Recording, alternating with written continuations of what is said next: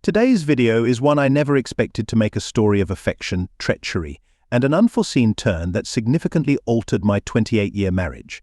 For 15 months, my spouse was clandestinely seeing another person, planning to establish a life and have children with him.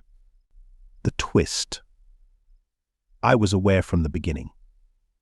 In this video, I will outline the distressing events that occurred and how. Ultimately, deception taught us a harsh lesson. Stay tuned as we dive into a saga of endurance, personal discovery, and the impacts of unfaithfulness. Let's delve into this deeply personal chapter of my life. I'm torn about whether I should proceed to cause the pain I know I'm about to inflict on an innocent person who doesn't deserve what's coming in the next half hour. However, as I gaze at the large, ornately framed photograph of me and Dave from our wedding day positioned above the mantelpiece, my dry eyes reflect the emotional toll of my predominantly joyful 28-year marriage. Those tears were shed during the internal debate on whether to carry on with this discussion. The decision is affirmative, yet I still struggle with the impulse to flee. Dave will be devastated. Sitting beside me on the sofa, John clasps my hand, reinforcing my courage. I look at him, smile, and appreciate his presence. Throughout the 15 months of our affair, I gradually fell for him, recognizing that every bit of affection I offered him was taken from Dave. The moment it felt incorrect to be intimate with my husband was when I began planning this confrontation. I dread it, but anticipate relief afterward. I am bound to deeply wound Dave, it's unavoidable. Yet once it's over, I can cease pretending to love Dave as deeply as he clearly loves me, pretending to spend time with my girlfriends on business trips, shopping for clothes, while actually meeting John. It's exceedingly draining and a significant reason for the worry lines increasingly marking my face. Every morning, I anticipate ending this charade. I check the bookshelf to ensure the baseball bat I stashed there earlier is still in place. Dave's views on loyalty are clear to me, since our children left home. He has delved into short stories about the repercussions endured by disloyal spouses. Some stories frighten me with how violently the husbands responded, making the wives pay dearly for their actions. When I questioned him about it, he casually mentioned colleagues who had gone through stormy times. Despite the updates, Dave inherently is not a violent man, but when faced with a threat to his happiness and future, he could respond forcefully, with a physicality surpassing John's, stronger in health and muscularity, and a sterner disposition. Dave plays a prominent role in a biomedical firm, a stark contrast to John, who is an artist. Regardless of any potential provocations, I am convinced Dave will not physically attack me, which will enable me to keep him at a distance so John can escape. As I hear Dave's car pull into the driveway, my stomach tightens and my heart beats faster. I swallow, steeling myself for what's next. Deep breath. I speculate what. He thinks about the unfamiliar vehicle, John's car, in the driveway, wondering if he might remember a similar scenario from one of his stories of infidelity. My pulse quickens. I need to stay composed. Dave enters, eyes John with curiosity. I remain seated, intentionally not kissing Dave in front of John. Dave notes my hesitation and approaches with a handshake, introducing himself as Dave, while John tentatively reciprocates the handshake. Subtly, Dave rubs his hand on his trousers, a gesture I've recognized over the years. John moves back to the sofa while Dave retrieves a beer, positions himself opposite us, takes a sip, and places the can on the coffee table near our glasses. The tension escalates, my anxiety to the brink of feeling like a twig ready to snap. Unable to meet Dave's probing stare, my eyes drop to his relaxed attire. When did he start coming home dressed so casually? I brush aside irrelevant thoughts about his clothing. This is the moment I've feared, the one where I shatter the heart of an outstanding community figure, an exemplary father, provider, and an almost perfect spouse, the first love of my life, though not the last. I acknowledge to myself that we need to talk to Dave. He reveals nothing with his expressionless, inscrutable face. In typical high-stress moments, he remains aloof and methodical, displaying a rapid cognition that outshines my own readiness. Even though I've meticulously planned for all outcomes, my nervousness is apparent. I assure Dave that he's not at fault, my voice trembling. As I attempt to clear my throat, my voice quivers, and I find myself unable to meet his gaze. Over our many years together, My friends have often praised our partnership. It's essential to acknowledge that Dave has been a remarkable partner. I chuckle, yet Dave doesn't mirror the laughter, which only heightens the strain of the impending tough talk. I confide my concerns about having this discussion with friends who might not forgive me for causing Dave pain. Gazing beyond his shoulder, I see no softening in Dave's demeanor, his mouth set. He responds, but he might as well be a statue.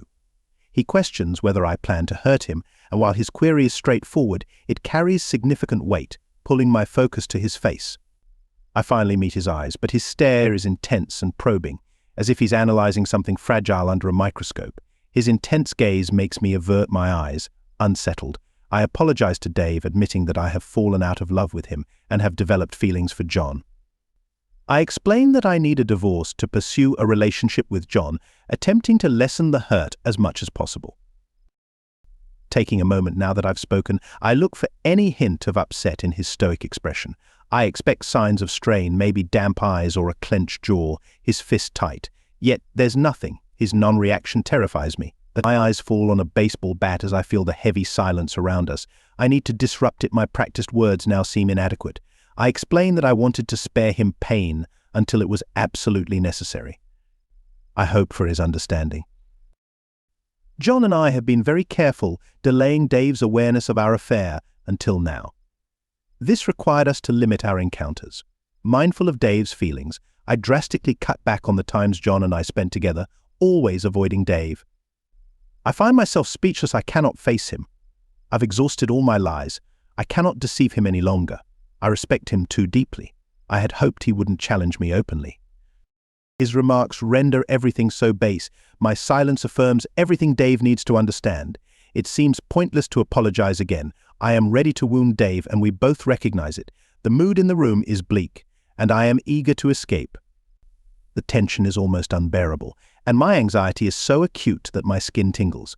While Dave doesn't show outward distress, I feel his inner turmoil. I dread his response, expecting it to be grim. Regardless of his reply, I steel myself for it to be harsh. A breakthrough is crucial for me to commence my new life with John. Dave gazes at me for what seems an eternity until he finally utters, "Okay, Chelsea." My response is reflexive, escaping me before I can contain it. I query what he means by okay. I suspect he seeks a divorce to be with someone else. His demeanor remains composed, his face still blank and neutral. I sit back, too stunned to utter a word, as his reaction was unforeseen. I feel slighted, as there are no inquiries, no reproaches, no yelling, no flushed anger or tears. After 28 years together, my husband doesn't even spend 5 minutes questioning me after months of tormenting over my affair with John and countless sleepless nights dreading this moment. I feel cast aside in less than 10 minutes, all devoid of any discernible emotion. I recognize the need to speak, but I must proceed with caution. I ponder how to reach through Dave's serene exterior without alienating John. After all our time together, he appears ready to just let go. Dave inquires why I would refuse to separate, claiming that I have already emotionally abandoned him. He contemplates the point of arguing and suggests preserving our joyful memories by parting ways.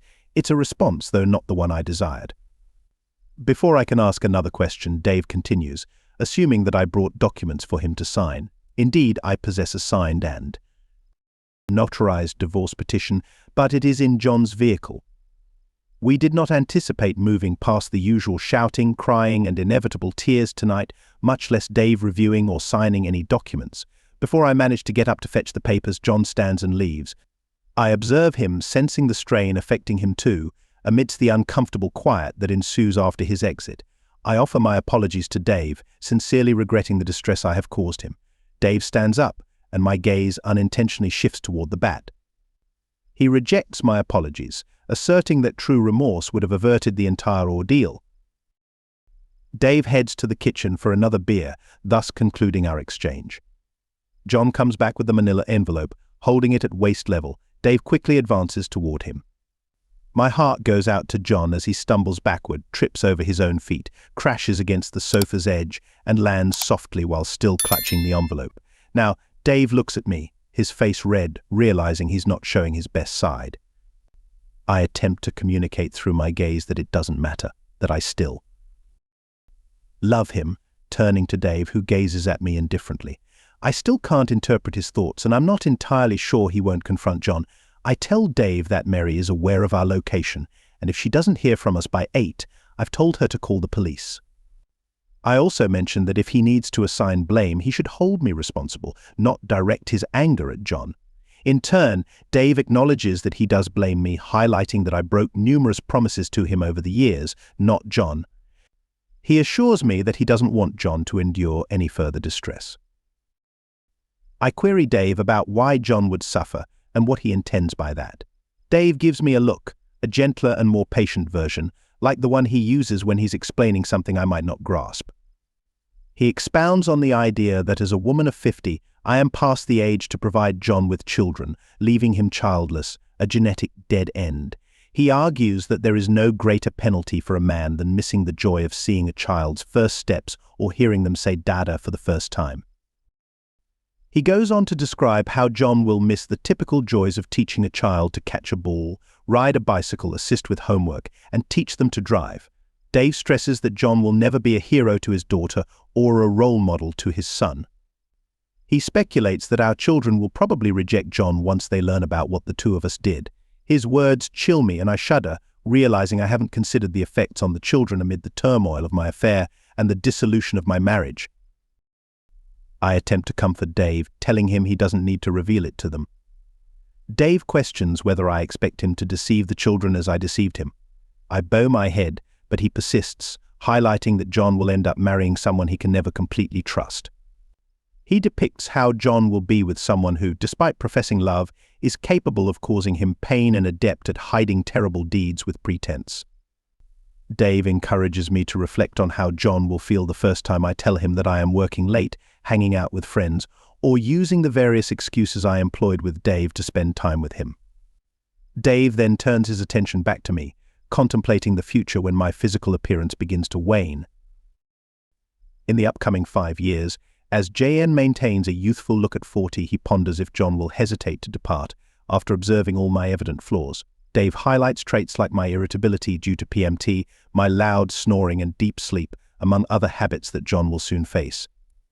Feeling offended, I quickly stand up, ready to retort, stating that I am not the only one who snores and pointing out my skill in matching colors.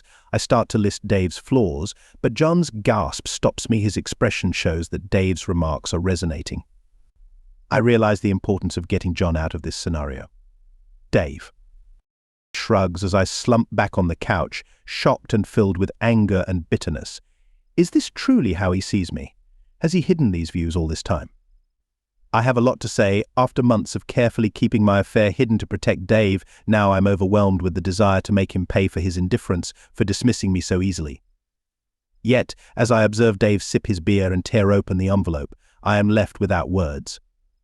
I drop my gaze to my hands, avoiding John's stare, hoping he isn't watching me either. Dave softly speaks about half the house's value. Looking at me, he disputes the idea, claiming it was his even before we met. Dave suggests I might get half the bank account, but it might not contain as much as I expect. He admits the potential of splitting the difference in our retirement funds at our separation, but notes I won't get anything until his retirement in 17 years. As he proceeds to read the document, he falls quiet. I wonder if John's love for me will surpass the realization that we might not have the financial stability I had assured him.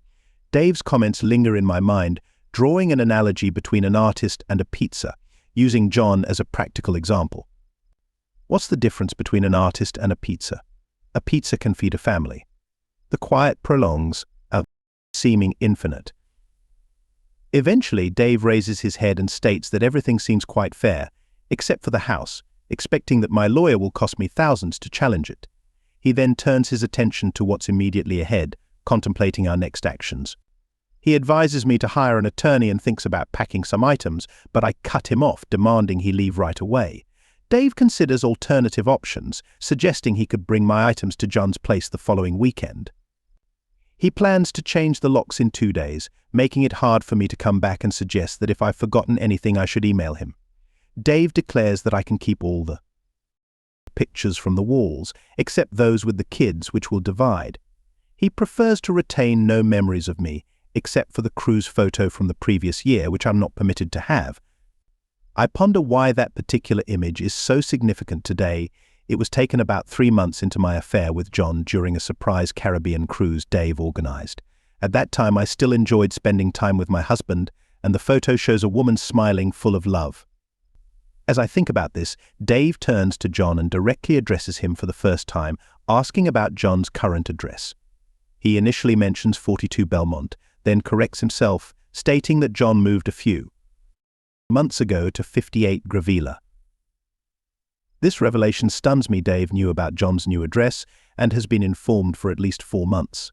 I am baffled by this discovery, wondering when and how he became aware. We were extremely careful, and I cannot fathom how I missed any clues.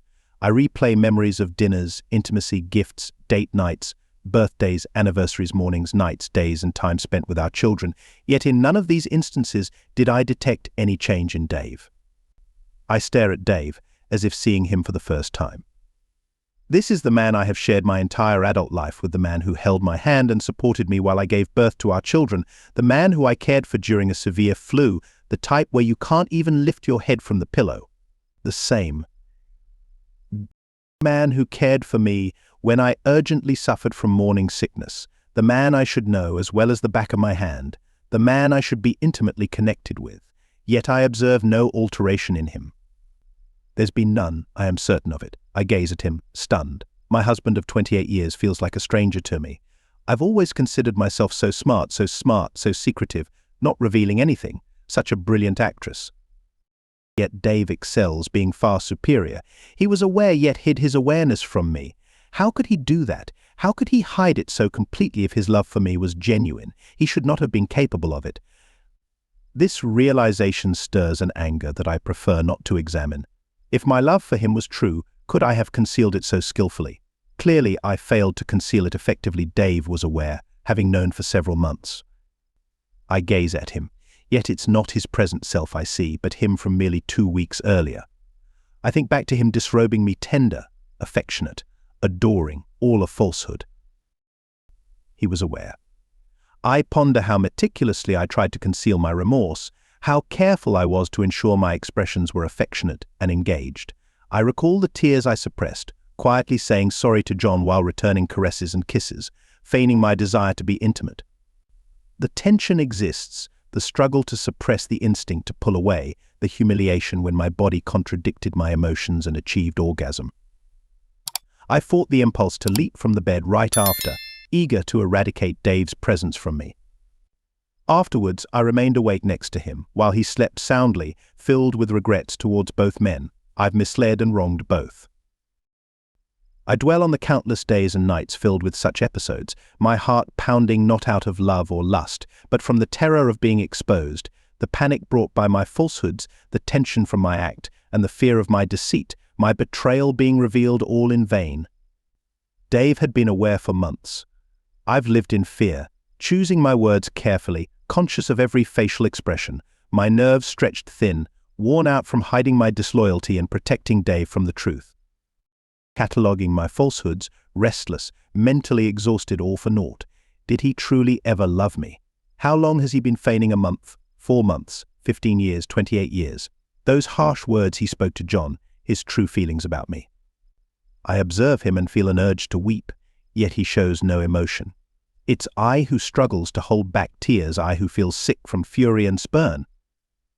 I grab the glass of Chardonnay, seeking to soothe the fire and rinse the bitterness from my palate. It tastes acrid. Dave takes the wine glass from me, clutching John's partly consumed glass in his other hand. He walks toward the kitchen, marking a shift from our communal space to his private one. Over his shoulder, he casually instructs me to hurry up, pointing out that John is already at his car. The rejection is apparent, and I turn to see that John has indeed exited the room. He didn't wait for me, and we won't depart together.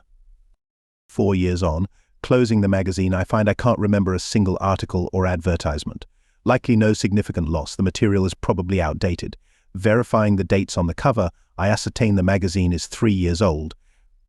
I muse that surely a clinic as large and frequented as this one should offer more recent magazines. As I replace it in the stack and select another, I resume my subsequent bout of casual reading, awaiting my turn to be summoned. When they call Mrs. Smith, I don't react instantly. It requires a second summons to jolt me, leaving me feeling slightly embarrassed. Even after 4 years, hearing the name Mrs. Smith instead of Mrs. Brown still feels unfamiliar. I stand, sling my bag over my shoulder, and proceed down the corridor to my doctor's room.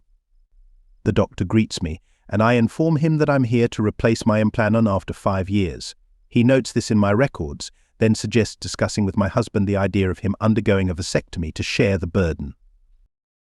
He smiles and I return the smile, responding with maybe next time. I maintain a neutral and composed demeanor, yet inside I feel a sense of vindication.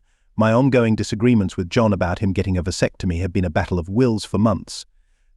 Why should I continue to endure artificial alterations to my body when he could easily have a simple procedure that isn't even performed in a hospital? The skilled physician present was capable of managing the situation, unlike the non-medical option for me, which involved undergoing a tubal ligation, a point I've repeatedly emphasized to John during our recent discussions on this topic. I remembered he mentioned suffering from mumps in childhood. I proposed he get his sperm analyzed, hoping I could eventually prevail in our stalemate and stop using birth control if it turned out John had a diminished sperm count. The stubborn man declined to undergo testing, yet I remained resolute.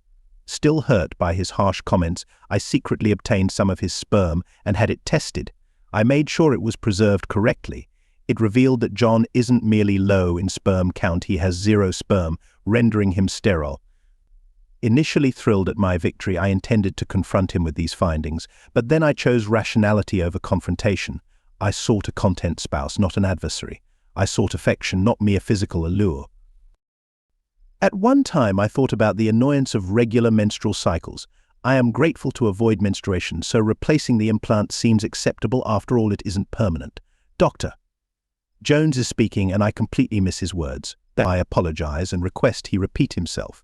He recommends substituting my old implant with a new, advanced contraceptive implant, stating it's quite remarkable.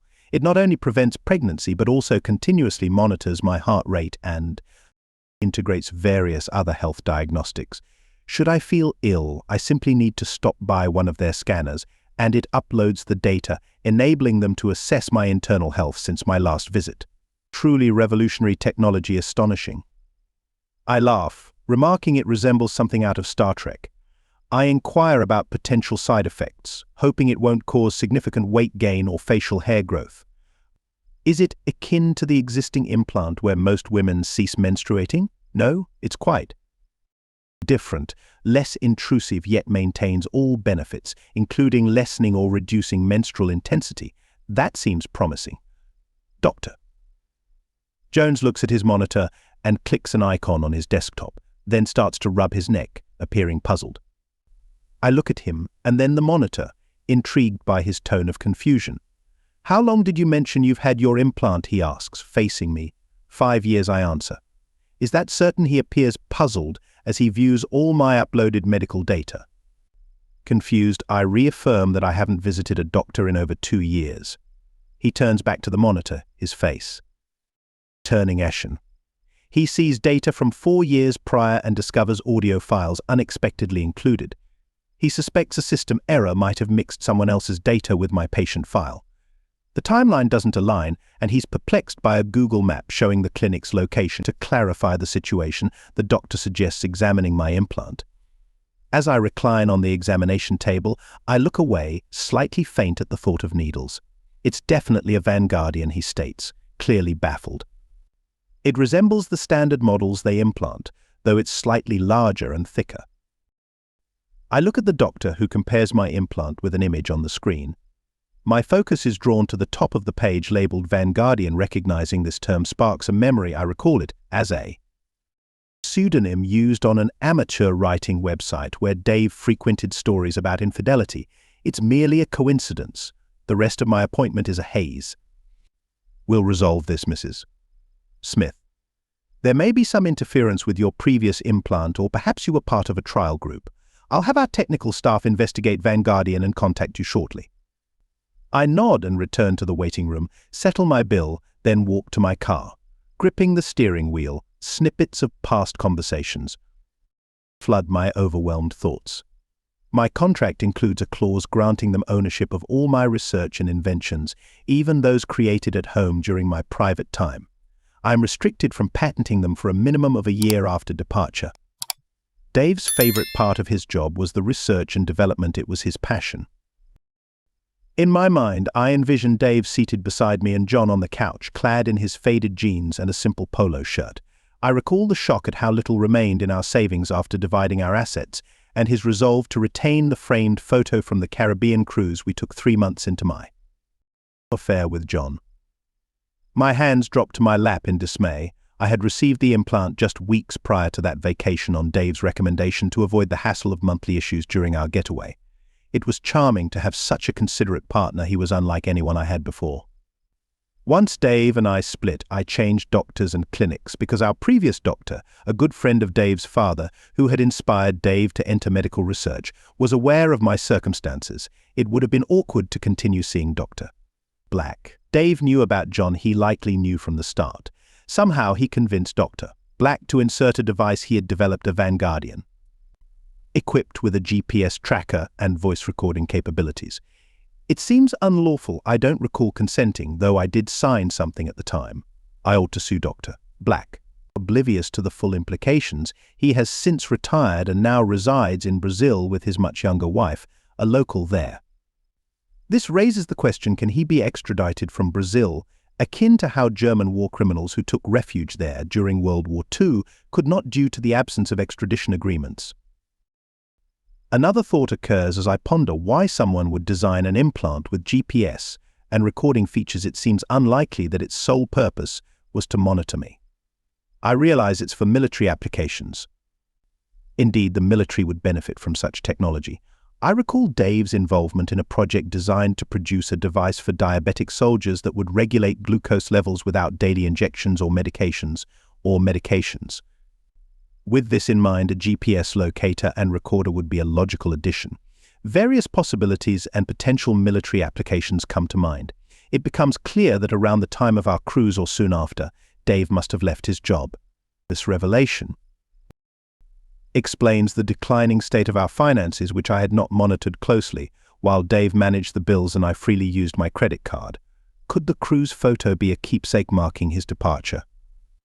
After all, Dave had personally arranged for its framing. Could it have been the scanner for the implant? Unlikely as it seems, deep down I believe that's exactly what it was. That's why he suggested placing it in the hallway near the coat rack, and why he opposed me giving it away. He knew I might uncover its true purpose. The extent of my betrayal leaves me astonished. It all appears so unbelievable, reminiscent of a scenario from a Jason Bourne or James Bond movie, yet my instincts confirm it's all true. It feels like there's a vise tightening around my chest, making breathing difficult. No wonder he didn't seek revenge in the divorce. He had already exacted it, at least financially, and there's nothing I can do about it now. Dr. Black is likely unreachable, and Dave, given his nature, probably had me sign a consent form to further complicate matters. It has been nearly 4 years since Dave and I completed our divorce. Although I am entitled to some of his retirement funds, I doubt I will receive any of the millions he makes from Vanguardian, which are likely funneled through various corporations. I touch my arm where the new implant is. I can't even confide in John. Our home life is already precarious without revealing how thoroughly my former spouse deceived me. Dave now resides in Algarve, and the children are thrilled about his seaside villa. Though we rarely communicate these days, I pull up to the shabby cottage I occupy with John. I can't recall the drive home. I hope I didn't disregard any traffic lights. The last thing I need on top of today's revelations is a traffic violation. On autopilot, I unlock the door and step into the living room. John is on the couch. "Chelsea, we need to talk," he announces. Only then do I see he's holding hands with a young woman who appears no older than 30 and is clearly pregnant. She doesn't have much time left. 2 Chardonnay glasses rest on the table before them. In my second tale, after 4 years together, my boyfriend repeatedly cheated and learned about an old friend choosing to cut ties with me. During my incarceration, my boyfriend was my entire world. Our relationship was deeply rooted in both love and friendship, despite his ongoing infidelities. I am a fuller-figured woman, while he boasts a fit physique and an attractive face, an important detail for the context that follows.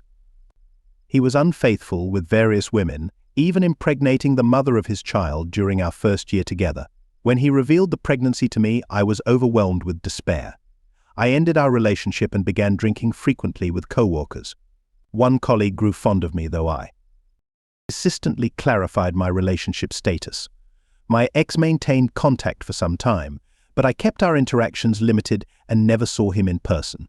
He chose to terminate the pregnancy, yet continued his relationship with her.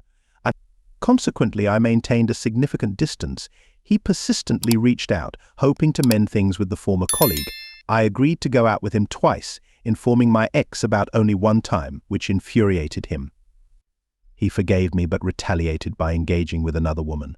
Before meeting me, my ex had lost faith in love, yet he confessed that I had revived this sentiment within him, so he felt betrayed. Ultimately, I told my colleague I valued his interest but did not wish to mislead him, so I covered our second outing. He turned cold towards me afterward, leading me to cut off contact. Soon after, I resigned and secured a new job a few months later. My roommates and I were evicted by our landlord after one roommate left without settling their rent, leaving the landlord fed up. With no place to go, I turned to my ex and we reconciled, though he did not offer his home. I faced a choice: relocate across the country to live with my godmother or rent a place in one of the state's most dangerous cities. I bid my ex goodbye as I was about to move to Florida. He sent potential housing options, but I had hoped he might invite me to stay with him. After settling into a new apartment, he proposed I move in with him a week later, but it was too late. I had already made my deposit. I recalled that my old colleague had an aunt we knew with an available apartment in her property. After nearly a year and a half of silence, I contacted him, and he responded kindly. I moved in. I told my ex about my new living arrangement, but omitted how I secured it. Believing I was single, my old co-worker would bring fruit and frequently check if I needed any home improvements. He visited often as his grandfather lived downstairs, a visitation he started only after I moved in. I advised him not to provide gifts or favors and to stop his flirtations, as I was still committed to someone else. Nonetheless, he treated me harshly. I fell behind on rent due to decreased work hours. Thus, I asked him to speak to his aunt on my behalf, since my earnings from Uber Eats were inadequate. Last weekend, I was jailed for driving with a suspended license and spent 5 days incarcerated. My ex supported me during this ordeal. The same co-worker then misled my cousin into thinking I was missing because I had disclosed my Uber activities and existing warrant. He even suggested I might fail to pay rent and falsely claimed I was his girlfriend. Upon release, when I confronted him, he merely stated he had been drunk and laughed it off. My cousin inadvertently informed my ex about a man I had once gone out with for Halloween. This disclosure angered my former partner, leading to severe criticism and blame. I explained that there was no romantic involvement between myself and this other individual because I did not envision a future with him following the pregnancy. Despite my explanations, my former partner ceased communication with me, accusing me of being untruthful. Moreover, he now blames me for passing on an STD to him, though I am convinced he was the origin. His initial test was negative, yet later tests showed positive results. Confused, I find this ordeal challenging. I have always been faithful to him. I merely attempted to move on during our time apart and eventually reconciled with him, despite his repeated infidelities. I am grappling with powerful emotions, torn between feelings of guilt and the notion that he prefers to resent me rather than willingly ending our relationship. He even suggested that I remained with him because I lacked the appeal to attract someone else, given my plus-size stature. I am proud of my appearance and have received attention from various individuals. This situation has left me devastated and unsure of how to proceed. He was my most trusted companion. He claims to love me but insists he never wants to get back together and ridicules my involvement with him as being with a dirty woman due to the STD results. I am currently overwhelmed by these adversities. Thank you for tuning in to this episode of Cheating Stories.